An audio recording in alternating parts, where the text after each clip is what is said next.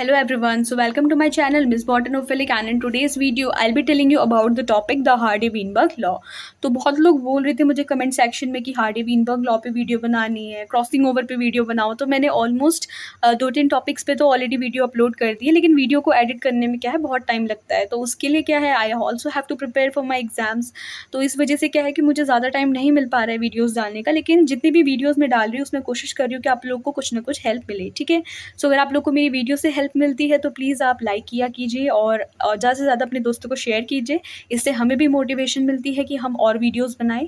ठीक है, सो चलो without wasting time let's get started. सबसे पहले जो हार्डी-विनबर्ग लॉ होता है, आप इसमें हमेशा इंट्रो पार्ट मेंशन करो कि 1908 पे क्या थे, मैथमेटिशियन थे जिनका नाम था G.H. Hardy in England and physician W. Weinberg in Germany independently develops a quantitative theory for determining the genetic structure of a population. ठीक है, तो मैथमेटिशियन G.H. हार्डी और फिजिशियन W. Weinberg जो कि जर्मनी के थे, उन्होंने क्या किया, इंडिपेंडेंटली मतलब दोनों ने इंडिपेंडेंट मैनर पे वर्क किया और एक क्वांटिटेटिव थ्योरी निकाली, एक ऐसी थ्योरी जो कि क्वांटिटीज पे डिपेंड करती है, for determining the genetic structure of a population के जेनेटिक स्ट्रक्चर को डिटरमाइन करने के लिए उन्होंने ये क्वांटिटेटिव थ्योरी निकाली।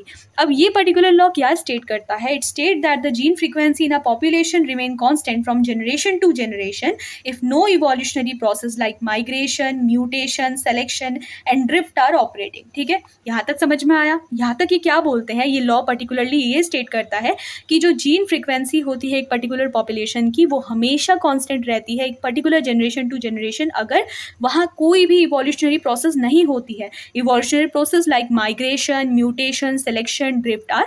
ठीक है, तो अगर ये प्रोसेस किसी भी पॉपुलेशन में नहीं होगी तो उसकी जो जीन फ्रीक्वेंसी होती है वो जनरेशन टू जनरेशन कैसी रहती है, कांस्टेंट रहती है। आप लोग वीडियो को स्किप मत करना, नहीं तो आपको समझ में नहीं आएगा मैंने क्या लिखा है। नोट्स काफ़ी पुराने हैं तो राइटिंग थोड़ी सी डल है। ठीक है, आई होप कि आप लोग इसे समझेंगे, इसलिए मैं पहले रीड करती हूँ फिर आप लोग को समझाती हूँ। चलो लेट्स स्टार्ट, आगे पढ़ते हैं। तो ठीक है कि इसके बाद से हम क्या मेंशन करेंगे, thus if mating are random and no other factor disturbs the reproductive abilities of the genotype, the equilibrium genotypic frequencies are equal are given by the square of the allelic frequency. यहाँ पे होता क्या है कि जो genotypic frequency होती है they are equal to the square of allelic frequency, right. Genotypes की फ्रीक्वेंसी अलील की फ्रीक्वेंसी के स्क्वायर के हमेशा इक्वल होती है।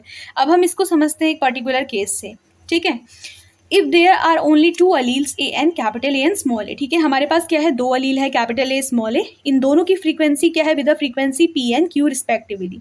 The frequencies of three possible genotype are, अगर हम बात करते हैं वी हैव टू अलील्स, हमारे पास दो अलील है capital A small a with the frequency P and Q, तो इनकी फ्रीक्वेंसी क्या हो जाएगी, P plus Q square equals to, अपने मैथ्स में पढ़ा होगा बचपन में, ए प्लस बी स्क्वायर, वही वाला फॉर्मूला हमने लगाना है यहाँ पे।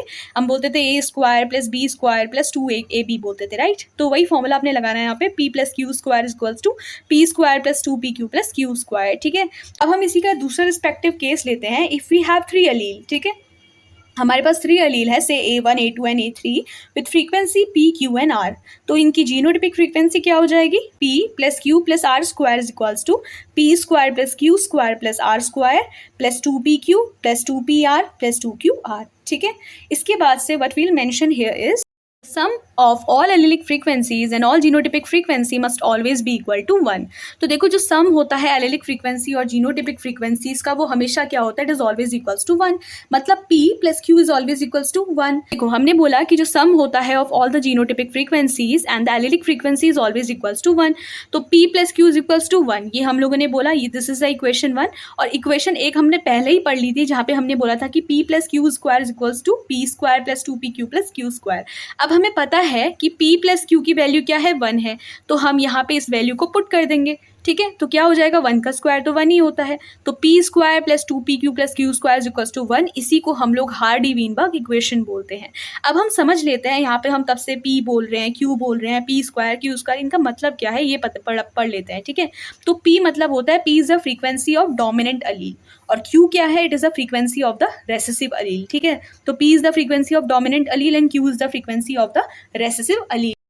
अब देखो ये जो लॉ होता है इसके 5 अजम्पशंस होते हैं, मतलब अगर ये पर्टिकुलर चीज़ें देखने को मिल रही है तो वो चीज़ें क्या है, वो हार्डी-वीनबर्ग लॉ को फॉलो करती है, ठीक है।